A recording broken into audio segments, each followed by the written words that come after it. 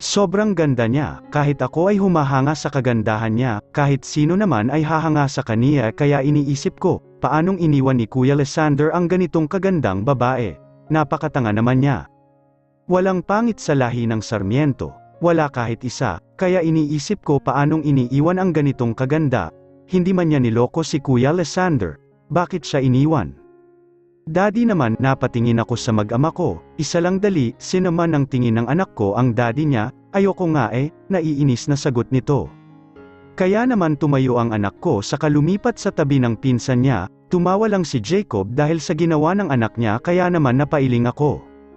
Hanggang hapon kami dun at nagpasya na lang umuwi dahil talaga dama-dami na ang tao, buhat-buhat ni Jacob ang anak namin habang katabi ko naman si Ate Yvonne sa paglalakad. Napahinto ako sa paglalakad dahil may nakita ako, napangiti ako dahil kambal ang mga to, sa tingin ko ay kasing edad lang nila Jacob. Tito oh come on, Caroline, humajekek silang dalawa.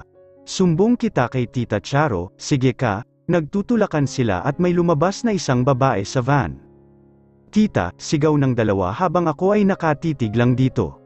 She is pretty, hindi ko alam bakit ang bilis ng tibok ng puso ko habang nakatingin dito. Sunod na lumabas ay isang lalaki, hindi ko siya kilala, pero nakangiti to habang nakatingin sa kambal. Tito, hello, na-miss ka namin, Chloe. Napatingin ako kay Ate Yvonne na nakatitig pala sa akin. Napatingin ulit ako sa pamilyang yun, hindi ko alam bakit ganito ang nararamdaman ko, kakaiba at hindi ko maintindihan talaga. Tumingin sa akin ang babaeng tinawag nila na tita at napaawang ang labi nito. Ngumiti ako ng tipid dito pero parang naluluha tong tumingin sa akin. Chloe, Tara na, tumingin ako kay Ate Yvonne, eto na. Naglakad ako papunta sa kanila, sinalubong ako ni Jacob dahil minamadali ko ang lakad ko. Careful babe, hinawakan nito ang braso ko kaya natawa ako ng mahina, hinayaan ko siyang hawakan ako hanggang sa makapasok kami sa van. No, my daughter, napatingin ako sa sumigaw and I saw the woman again, she was crying while looking at me, sa akin ba, but the van is tinted kaya paanong ako? No, I am sure, she's my daughter, mandar na ang van, Tita Charo, calm down, kilala ko kasama nila kaya makikita pa rin natin yun, nanghihina ang babae. Sila Caroline ba yun? Paulette asked at the back, sila Caroline nga. The woman is crying, I said to her, that's Tita Charo. Mabait yan kaso, she lost her baby 20 years ago. Hindi ko maiwasan maging malungkot sa narinig ko. Bakit nawala? I asked Paulette, I am not sure, but, may pangalan ang bata, ka-surname mo sila, Evangelista din, napatango ako. Hindi ko maalala bakit Evangelista ako, bakit may surname ako, kilala kaya nila ang parents ko, yung sa ampunan, saang ampunan kaya? Hindi ko siguro dapat iniisip yun, napakatagal naman ang nasa harapan na to, inis na sabi ni Gail sa harapan kaya naman natawa ako, nagulat ako nang kumakatok na to sa pinto, teka, ako ang lalabas. Binuksan ni Paulette ang van at agad akong bumungad sa kanila, tumingin to sa akin at nagulat ako nang yakapin ako nito. My daughter, alam kong ikaw yan, hindi ko alam bakit naluluha ako. I looked at the man at her back and the twins, alam kong ikaw ang anak ko. Napayakap ako sa likod niya, nararamdaman ko ang pangungulila niya sa anak niya, pero imposibleng ako naman yun, imposibleng ako dahil lumaki ako sa ampunan. Chloe anak, alam kong ikaw yan, nanlaki ang mga mata ko. Humiwalay ako dito at agad sinapo nito ang pisngi ko, Chloe po ang pangalan ko, mahinang sabi ko, Evangelista. Yes, baby, ikaw yan, umiiling ako dito at saka lumayo. Imposible po, lumaki po ako sa ampunan, no, ikaw ang anak ko, nagulat ako sa sigaw nito kaya napaatras ako, hon, enough. Tita Charo, please, baby, I am your mom, hindi mo ba ako naalala, I lost when you are 3 years old? I am 22 na, alam ko kung ilan taon ka na, you are turning 23 right, hindi ako sumagot dito. Tita Charo, tawag ni Paulette dito, calm down po, if Chloe is your daughter, may DNA test po, sagot ni Paulette dito, pumunta po kayo sa bahay bukas. Hindi naman po umaalis si Chloe sa mansion ng Sarmiento, sagot nito at tumango to. Lumayo na ako at dahan-dahan sinarado ni Paulette ang van, are you okay, Jacob asked me. I am, pinunasan ko ang luha sa mga pisngi ko at huminga ng malalim. Kaya naman nang makauwi kami sa mansion ay inalalayan na naman ako ni Jacob hanggang sa makaupo sa sofa. Yumuko to para alisin ang sandals na suot ko. Chloe Evangelista ako yun, pangalan ng anak niya ay Chloe. Hindi ako makapaniwala na nalalaman ko, paano kung ako nga ang nawawala niyang anak. Sobrang saya ko noon for sure, pero ayoko umasa kasi paano kung hindi, di ba? Aasa ako, masasaktan ako, pero gusto ko malaman ang totoo, gusto ko siya makita at makausap. Chloe, napatingin ako kay Paulette, okay ka lang ba? Tulala ka? Hindi ko man napansin na nakaupo na pala sila dito even Mommy Stella and Daddy Virgil. Oo, ayos lang ako, sagot ko dito. Yun nga, Mommy, sabi ni Tita Charo anak niya daw si Chloe. Coincidence ba? Her name and Chloe using Evangelista. Hindi ba Evangelista si Tita Charo noong dalaga siya? Hindi ko man napansin na pinag-uusapan na pala nila, wala man akong alam dahil nag-iisip ako. Evangelista is her name hiha. Hindi kita matatanong kasi wala kang maalala napatango ako dito. Virgil, can you investigate the orphan, kung saan nanggaling si Chloe? Nagulat ako sa sinabi nito. Mommy Stella, hindi naman na kailangan, ayaw mo ba malaman kung sino ang parents mo? Natahimik ako sa sinabi nito. Gustong gusto ko, hiha, it's okay, wag kang mahiya, you are a family. Napatango ako at ngumiti. Biglang tumulo ang luha ko pero agad ko tong pinawi. Gusto kong malaman sino ang ina ko, ang ama ko, gusto ko malaman kung sino sila hindi yung ganito. Ang hirap lang dahil hindi ko man sila nakasama, tao lang ako at umaasang magkaroon ng pamilya. Meron na akong pamilya, may binubuo na ako pero gusto ko pa rin malaman kung sino ang tunay na mga magulang ko. Hey, stop crying, pinunasan ni Jacob ang pisngi ko. Mabilis kong kinuha ang kamay niya, lumapit ako sa kanya saka sinubsob ang mukha ko sa kanyang dibdib. He froze for a while pero naramdaman ko din ang kamay niya sa likod ko. We are here, okay, for you, he kissed my hair, hindi ka namin pababayaan, humigpit ang yakap ko dito hanggang sa makatulog ako sa kakaiyak sa dibdib niya. Ginising lang ako ni Jacob dahil kailangan na namin kumain. Kahit bagong gising ako ay pumunta ako sa kusina, hawak-hawak ni Jacob ang baywang ko at saka pinaghila pa ng upuan. Tahimik lang ako nakaupo sa mesa, binigyan ako ng pagkain ni Mommy Stella, thank you po. Umupo na ang anak ko nakararating lang, as usual. Si Jacob ang nagpakain sa bata hanggang sa matapos kami. Hindi agad ako umakyat para pumunta sa kwarto ko, nasa garden lang ako at tahimik na nakaupo dun, may panyo sa ulo ko para hindi ako mahamugan. Charo Evangelista, Chloe Evangelista, mahinang banggit ko sa pangalan namin. Paano kung totoong mommy ko siya, ibig sabihin she lost me tapos hanggang ngayon, hinahanap niya ba ako? Nag-breakdown siya kanina dahil nakita ko, ibig sabihin, hinahanap niya ako at umaasa na makita ko. Ganun ba? I am her daughter, I would be glad, ang saya siguro na kasama siya, kasi halatang mahal na mahal niya ang anak niya. I want that kind of love, too. Noong makita niya ako, para bang ang tagal niya na akong hinahanap, para bang ang tagal niya ako hinihintay, sobrang tagal na. Eto ako ngayon, magiging 3 na anak pero wala pa rin kaalam-alam sa nangyayari.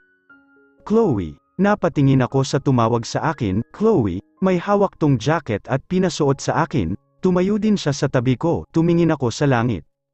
What if she's your real mom? Nagulat ako sa tanong niya. Sana nga, sagot ko dito, gusto ko siya sumaya, she is devastated, kitang-kita ko ang sakit habang inaangkin niya ako na anak niya, sagot ko dito at tumingin ako sa kaniya. Kung ako ang anak niya, pareho kami magiging masaya, dugtong ko pa. Malalaman din natin sa DNA, okay lang sa'yo yun hindi ba? Tumango ako dito bilang sagot ko. Hindi ko alam ano nakaraan ko dahil wala akong maalala, wala akong alam, pero alam ko kung ano gusto ko, sagot ko sa kanya, gusto ko ng isang kumpletong pamilya, nagulat siya sa sinabi ko. Humawak ako sa tiyan ko, gusto kong maging masaya tulad ng iba. Masaya naman ako, kontento ako, I have a son, my babies and I have you. Nagulat siya lalo sa huling sinabi ko kaya natawa ko. Ako, sa'yo ako, he asked, bakit kanino ka ba? Sa'yo syempre, natawa ako ng mahina at nakita ko na mula ang kanyang pisngi. Tapos malalaman ko na may parents ako, kakaiba na ang saya ko noon. May pamilya ako, malalaman ko din kung sino ang parents ko, I chuckled. Yeah, naramdaman ko ang kamay niya sa kamay ko, Tapos papakasalan kita at ihahatid ka ng mom and dad mo. Nagulat ako sa sinabi niya, Jacob, pakasalan kita Chloe, magiging buong pamilya tayo, ikaw ang ina at ako ang ama ng mga anak natin. Tumulo ang luha ko sa narinig ko mula sa kanya. Bubuo tayo ng sariling pamilya, isang masayang pamilya. We both stayed here in garden until 10 p.m. Hindi pa ako makatulog dahil sa kakaisip sa pwedeng mangyari bukas. Hindi naman ako iniwan ni Jacob sa garden. Lumalakas nga loob nakahawak to sa baywang ko at ang ulo ko ay nasa balikat nito. Hinahaplos-haplos niya ang baywang ko pataas baba. Hindi pa daw ba kayo papasok? Napatingin ako kay Ate Yvonne. Sabi ni Mommy pumasok na kayo. Ikaw Chloe, bawal ka magtagal dito pero ilang oras na kayo dito. Papasok na kami, Ate Yvonne, sagot ko dito kaya naman tumayo na ako. Sumunod si Jacob sa akin pero agad nito hinawakan ang kamay ko. Sa pagpasok namin sa loob ay tumingin sila sa kamay namin kaya naman nag-init ang mga pisngi ko.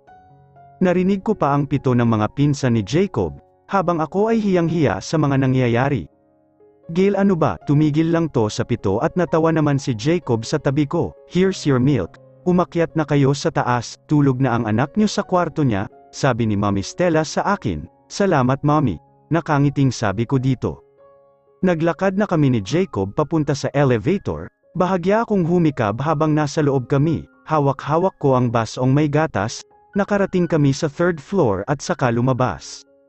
Dumiretso ako sa kwarto niya at napatingin ako sa kanya.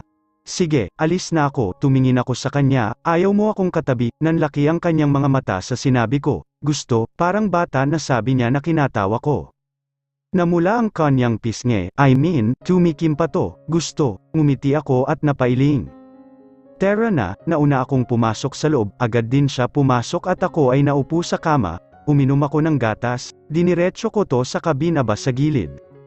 Ibaba mo muna to, napatingin siya sa akin, okay.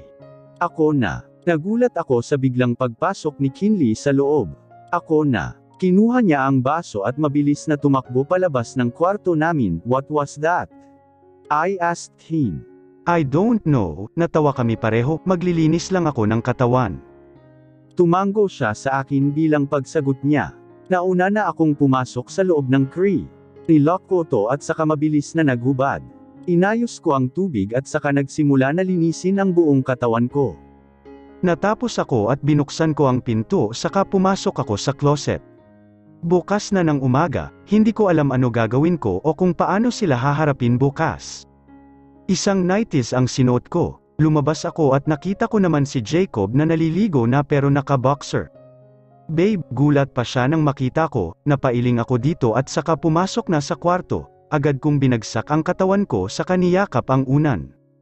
Naisip ko ang anak ko, kaya naman bumangon ako, pumunta ako sa tabing kwarto ko at doon ako nagulat, dahil sobrang laki ng kama na nandito at katabi niya pa si Kaiser at Austin, mukhang dito galing si Kinley kanina kaya hindi niya kasama sa sala ang asawa niya. Lumapit ako sa tatlong bata, hinalikan ko ang kanilang mga noo at saka ngumiti ng sagad. Lumabas din agad ako at pumasok sa loob ng kwarto. Doon ko nakita si Jacob, tapos na siya maligo.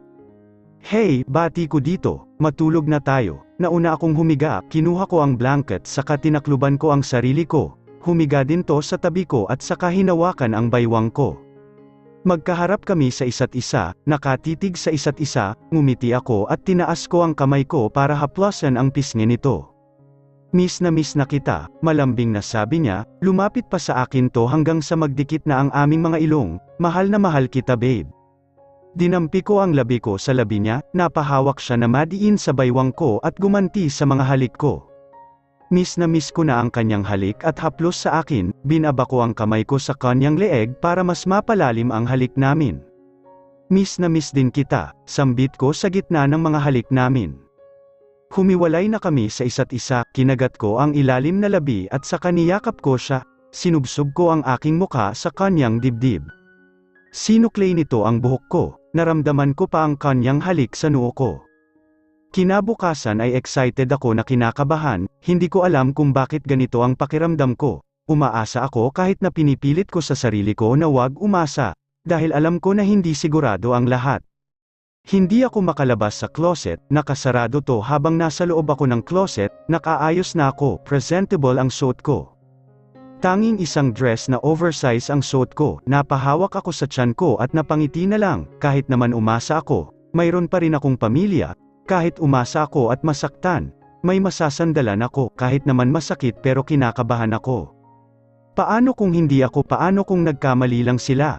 Ano ba naramdaman niya sa akin at paano niya nasabi na anak niya ako, paano niya nasabi na ako ang nawawala niyang anak, lukso ng dugo? Noong nakita ko siya kahapon, hindi ko sila maiwasan pagmasdan ang kanyang maamong mukha, ang kanyang kagandahan na hindi nawawala sa isipan ko, hawig kaming dalawa, tinawag niya akong anak, babe, come out, kanina pa sila naghihintay sa baba. Paano kung hindi ako hinahanap nila masasaktan kami pareho, malungkot na sabi ko, Jacob, paano yun, ayokong masaktan siya. Hey, walang masama kung susubukan, oo, masasaktan kayo pero papalampasin mo ba to? Wala ka man maalala pero alam ko, sinabi mo sa akin noon na gusto mo sila makilala at itanong bakit nasa ampunan ka. Huminga ako ng malalim, sinabi ko yun, I heard him chuckled, of course, that's why you want my family. Gusto mo makasama ang pamilya ko kasi sobrang saya namin na hindi mo man naranasan, kinagat ko ang ilalim ng labi ko, gusto mo sila makasama kasi gusto mong maramdaman kung ano ba pakiramdam na may pamilya, tumulo ang luha ko pero agad kong pinunasan yun, papalagpasin mo ba ang pagkakataon na to?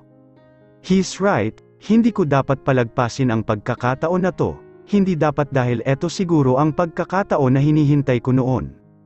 Wala akong maalala, nandito din sila sister, mahinang sabi nito, come out babe, naghihintay sila. Kinakabahan ako, napabuntong hininga to sa akin, ayokong umasa siya sa akin, ayokong umasa siya na ako ang anak niya. Babe, that's why we are going to DNA test, para malaman kung anak ka ba niya o hindi, napapikit ako sa narinig ko mula sa kanya, please.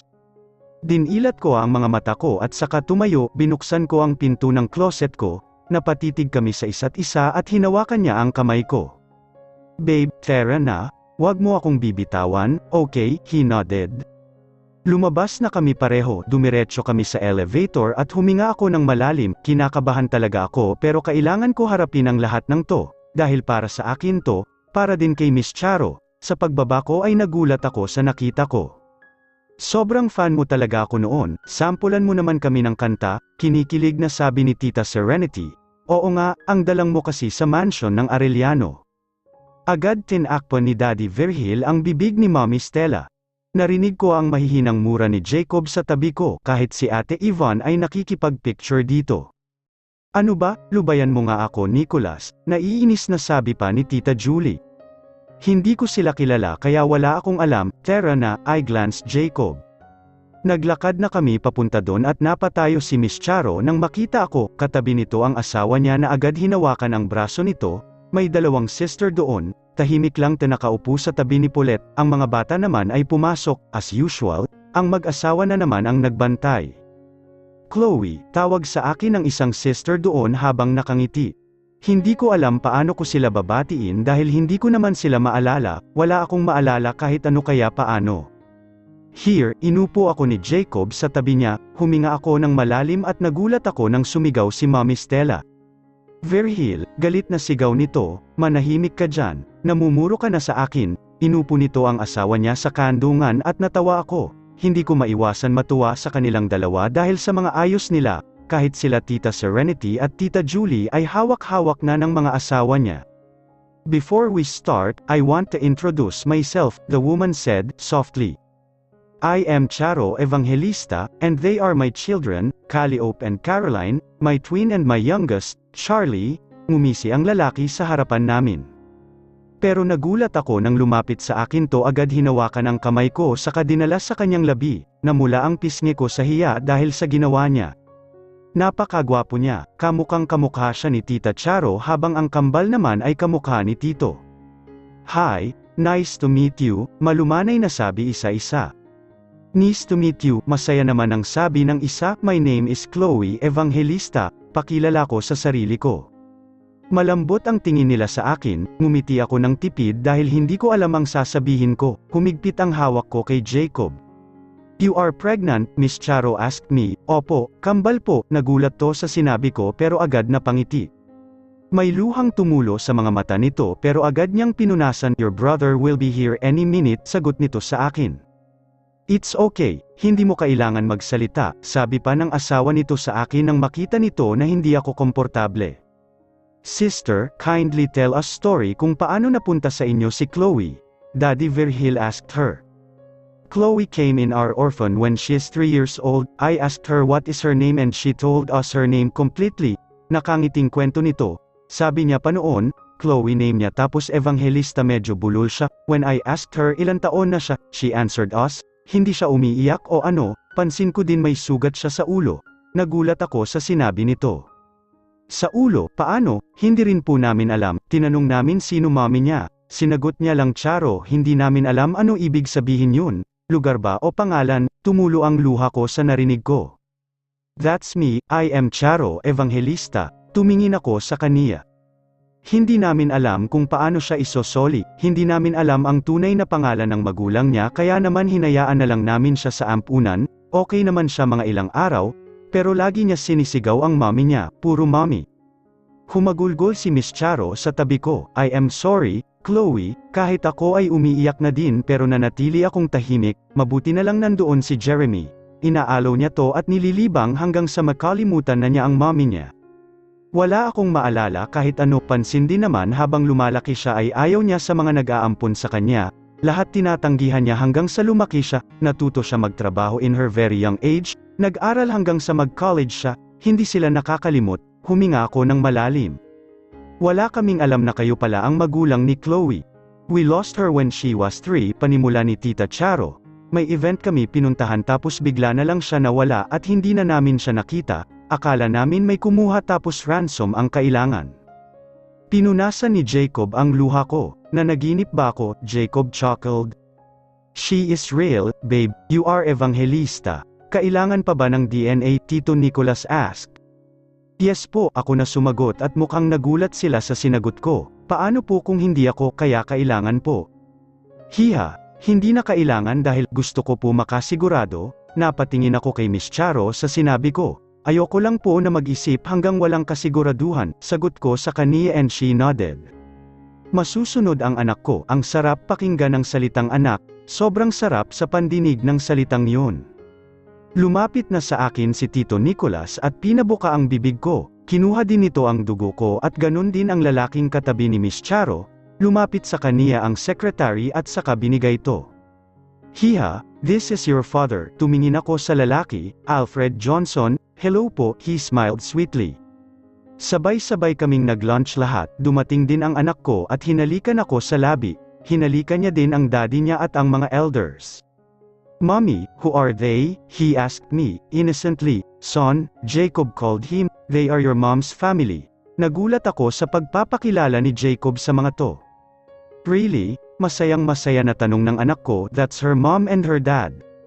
Agad tumakbo ang anak ko doon, I am Cholo Jacob Evangelista Sarmiento, agad napakilala nito at natawa sila sa anak ko. Look, Kaiser, Austin my mom's family, lumapit ang mga pinsan niya at nagmano. Tuwang-tuwa ang anak ko sa kanila at nagkwekwento, may dumating na isang lalaki at agad napatingin to sa akin. Son, hinalikan nito sila Miss Charo at si Mr. Alfred, your sister, Chloe, he stared at me. Lumapit din sa akin to at nagulat ako nang halikan nito ang pisngi ko, welcome back, princess. Hindi ako nakapagsalita, he's Charlie, Chloe, he's 2 years older than you, napatango ako dito at hindi nagsalita. 72 hours bago lumabas ang resulta, aaminin ko, hindi ako nakatulog maayos sa mga gabing yun, sa mga araw na nakalipas ay dumedalaw sa akin si Miss Charo na may dalang mga pagkain sa akin. Nalaman niya kay Mommy Stella ang gusto ko, hindi pa rin ako komportable, dahil natatakot ako na baka masaktan ko siya, paano kung hindi pala ako ang anak niya? Alam kong hindi ka pa rin komportable sa akin, may gumugulo ba sa isipan mo? Tumingin ako sa kanya, sabihin mo sa akin anak, ano yun? Natatakot po ako, sagot ko sa kaniya, paano kung hindi ako ang anak mo? Masasaktan tayo pareho kaya gusto ko malaman ang totoo, gusto ko ng DNA, she nodded to me.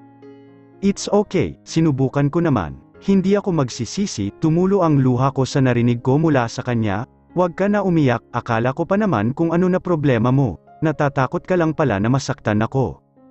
Hinalikan nito ang noo ko, kahit ano lumabas sa resulta, masaya ako. Masayang-masaya ako na makita ka. Napangiti ako sa sinabi niya, masaya ako nang makilala ka. Salamat po. Kung hindi man po ako ang anak nyo, gusto ko po na sumaya kayo. Tumulo ang luha nito at niyakap ako.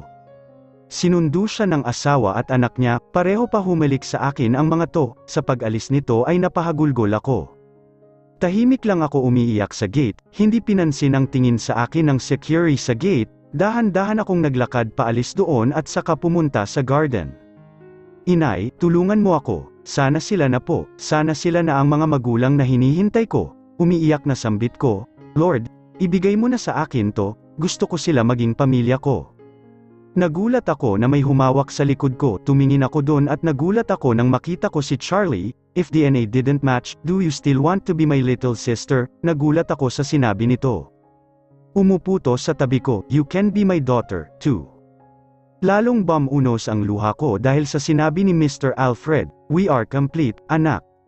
Niyakap ko si Charlie sa tabi ko at hinalikan nito ang noo ko. Imbis na umuwi sila, eto sila, kasama ko sa garden, binalikan nila ako kasi gusto pa rin nila ako maging pamilya, gusto pa rin nila ako makasama. Noong umuwi si Jacob, maga ang mga mata ko pero ang ngiti sa labi ko ay abot sa mga mata ko. How's your work? I asked him softly, come here babe. Lumapit ako sa kaniya at agad hinela ko paupo sa kandungan niya. Bakit mukha kang masaya? May nangyari ba? He asked me. Well, tanggap ko na kung totoong pamilya nila ako o hindi, sabi nila, pwede ko pa rin daw sila maging pamilya. Napatingin siya sa akin. You are happy because of that, tumango ako dito at hinalikan nito ang labi ko, bukas na malalaman, tumango ako sa kanya. Malapit na, sabay-sabay kaming kumain lahat. Mommy, pupunta ba sila Mama Charo dito bukas? Hindi ko po sila naabutan kanina kasi may event sa school. Oo anak, bukas nandito sila, sagot ko dito habang tahimik siya na kumakain. Talaga po, masaya po sila kasama Mommy, gusto ko po sila. Makakapunta din po ba tayo sa house nila? Tanong pa nito. Kaya naman natawa ako ng mahina dito. Oo bukas, sagot ko dito at tumingin ako kay Jacob na ngayon ay nakangiti. Maraming binigay si Charo na pagkain dito. Mga prutas din para sayo. Kaya naman kainin mo yun araw-araw para din sa katawan mo. Opo, Mommy Stella, marami po ako nakain kanina, sagot ko dito. Mabuti naman kasi pag nag 7 months ka na or 8 months, kailangan mo na mag-diet pero healthy foods pa rin para hindi ka mahirapan mga nak. Napatango ako dahil sa sinabi niya. Natapos kami mag-dinner ay umakyat na ako sa taas, pinaliguan ni Jacob ang anak namin dahil init na naman to, pumunta ako sa ashes na magkatabi. Kay Inay at kay Jeremy, ngumiti ako habang nakatingin dito at huminga ng malalim. Natapos maligo ang anak ko ay lumabas na to, nakaterno din tulad ko at saka lumapit sa akin. Mommy, punta na ako sa kwarto namin, yumuko ako para halikan to. Sure, handsome, tabi ulit kayo. Opo, kasama na Ate Brooklyn po, ginulo ko ang buhok nito at lumabas na din si Jacob na naka-boxer lang. Ikukuha lang kita ng gatas sa baba, tumango ako dito bilang sagot ko, sumabay ka na kay Daddy palabas, dali, agad lumapit to sa daddy niya at hinawakan ang kamay. Iniisip ko kung saan pwedeng ilipat ang mga to, siguro kakausapin ko na lang si Jacob. Namimiss ko din sila Jana sa Tagum Resort, kamusta na kaya sila, okay lang kaya sila? Huminga ako ng malalim at saka bumalik na sa kama. Isasama ko ang ashes ni Inay sa Tagum Resort, pero iuuwi ko din naman dito. Ayokong mahiwalay si Inay sa akin dahil sa 2 taong nakasama ko si Inay ay walang ginawa sa akin to kung hindi alagaan ako ng mabuti. Bumukas ang pinto at pumasok si Jacob, agad nito inabot sa akin ang gatas ko, ako naman ay tahimik lang na nakaupo sa kama, ininom ko agad ang gatas ko at saka binigay sa kanya ang baso. Jacob, what do you think about Tagum Resort? Umupo siya sa tabi ko at pinunasan ang gilid ng labi ko, do you want to go there? Agad akong tumango bilang sagot ko dito. Hindi ka pa pwede bumiyahe dahil maselen pa, pero tanungin natin OB mo. Okay, he said softly. I want to visit my best friend there, mahinang sabi ko. Remember Emily, hindi pa kami nakakapag-usap tapos nalaman ko kay Crystal na may gusto siya kay Jacob. Aware ba si Jacob na may gusto sa kaniya si Crystal o wala? Siguro naman matagal na, wala na siguro siyang gusto sa boyfriend ko. Hindi ko naman masisisi si Emily at Crystal, napakagwapo ni Jacob, sobrang bait pa. kaya hindi ko sila masisisi kung mahuhulog sila kay Jacob, kahit ako din, eto ako, mahal na mahal ko pa rin si Jacob. Sa next check-up mo, tanong natin, wag muna ngayon, okay? Yep, 3 months na noon ang tiyan ko, nakangiting sabi ko sa kanya, tapos ilang buwan na lang. Mangganganak na, he chuckled, I am so excited babe, kung lalaki ba o babae ang kambal, napatango ako sa sinabi niya. Kahit ako excited na din, mahinang sabi ko dito at pinatakan ako nito ng halik. Nahiga na kaming dalawa. Niyakap ko siya ng mahigpit, pareho kami nakayakap sa isa't isa. At ang gabing yun ay tuluyan na akong nakatulog at nagising ako ay anong oras na. Babe, maghanda ka na, and yan na ang mom and dad mo. Agad akong bumangon dahil doon. Hindi pa sure, sagot ko dito at natawa lang siya sa akin.